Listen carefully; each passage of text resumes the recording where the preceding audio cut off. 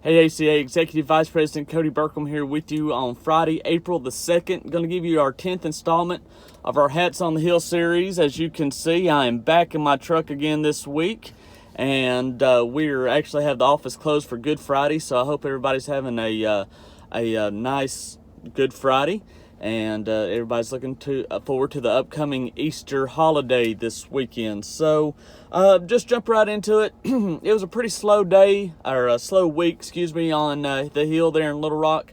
Not just a whole lot of bills going through the agriculture committees. Things are, I'm not going to say they're starting to wrap up, but they're starting to slow down, I guess, a little bit in terms of legislation that's being introduced. And everybody, I believe, is just kind of looking forward to the end of the session. But with that, we did have one bill that went through, SB 536, by Senator Missy Irvin, that we were interested in. We didn't take a position on the bill, but we were certainly interested in it. If you'll remember here a couple years ago, I believe it was back in 2019, Governor Asa Hutchinson formed the Buffalo River Conservation Committee by executive order. And that was a committee that was designed to talk through some of the issues that are going on up at the Buffalo River as far as unpaved roads and maybe some pollution of the Buffalo River and things like that. Of course, if you'll remember back, the controversies surrounding the Buffalo River and the C&H hog farm and have been really big issues over the last number of years. And so this committee was formed just to try to deal with different issues within that watershed. Not really doesn't have anything to do with the hog farm or the former hog farm, but it does have to do with keeping the buffalo clean and things like that. But anyway, SB 536 just codifies the governor's executive order into law, so making the Buffalo River Conservation Committee kind of a permanent deal there. I will say that we do have some members of the ACA that serve on the Buffalo River Conservation Committee, the BRCC, and they have done some good work making sure that the voices of the Arkansas cattle producers in that area and across the state are well spoken and well represented. And so we want to thank Andy, who is the president of the Searcy County Cattlemen's. I believe he's one of them that is sitting on that committee or has been sitting on that committee. So he's done an outstanding job of representing the view of the cattlemen's in that Searcy and Newton County area. And so we appreciate all the work that he's done there. That bill did go ahead and pass the Senate Agriculture Committee pretty handedly. So that was all that was going on at the state capitol this week. But we did have an opportunity to attend the Ag Roundtable at the Arkansas Department of Ag. And there at the Ag Roundtable, Senator Bozeman, Senator Cotton, and Representative French Hill were able to meet with different sectors of the agriculture industry, all sectors of the agriculture industry here in Arkansas. And so that was a really great meeting. It really revolved, and there was a lot of discussion about what President Biden is wanting to do in terms of how he thinks things should go over at the USDA. Of course, we all know by now that the president is looking very heavily at climate change and environmental aspects and what can be done from the USDA perspective to work on those issues. And so that was a large part of the discussion there.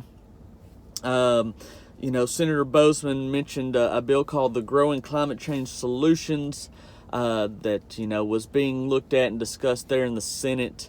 We made sure that and I believe all sectors of the Arkansas ag economy made sure that the senator, which he already understands, but they did a really good job of pointing out that agriculture is leading the way when it comes to environmentally friendly practices. Nobody wants to take care of our ground and our earth and our animals or our crops more than the farmer, right? That's what we do. That is our job. That's how we make our living. So, I think it's very interesting to point out that the beef carbon footprint across the United States has dropped 16.3% since 1977.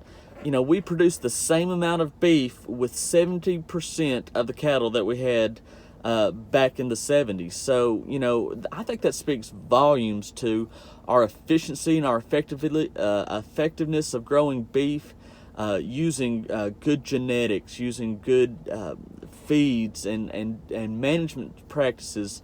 We are at the cutting edge of making sure that our industry, our sector of agriculture, is on the cutting edge of being efficient, being effective, and being climate friendly. And that's a story that we need to keep putting out there for people. I really do feel like. And so that was good to visit with those members about that issue. Also had the opportunity to mention to Senator Bozeman, specifically that we know the livestock market reporting bill will be going through this fall through the Senate. As the ranking member of the Senate Agriculture Committee, Senator Bozeman sits in a very powerful and good position for Arkansas to really help direct those discussions about what should be included in LMR. And, we know during the COVID that we saw a lot of issues with our not only our supply chain, but the way that our cattle are marketed in this nation. And so we just encouraged him to maybe take a look at the Cattle Market Transparency Act that Senator Deb Fischer, Republican from Nebraska, introduced here just a few weeks ago. I believe there's some really good points to that bill. Of course, no bill is perfect. We understand that bill is not perfect, but believe there's some really good things in there for Arkansas cattle producers as well. So, it was good to visit, like I say, good to visit with Senator Cotton, Senator Bozeman, Representative Hill, and get their feedback and their thoughts on what's going on up there in Washington, D.C., and how we could be helpful to them and how they could be helpful in return back to the agricultural industry here in Arkansas. So, with that, we're going to keep this one short this week. Appreciate everything that everybody is doing. I know we're getting into a busy time of the year. We appreciate you taking care of your operations and appreciate your membership. We hope that you have a blessed Easter weekend. And just remember the reason that we do celebrate this weekend. So with that, hope everybody has a great weekend. Hopefully enjoy the weather. Should be fairly nice, I believe. So with that, y'all have a good one. We'll talk to you next week.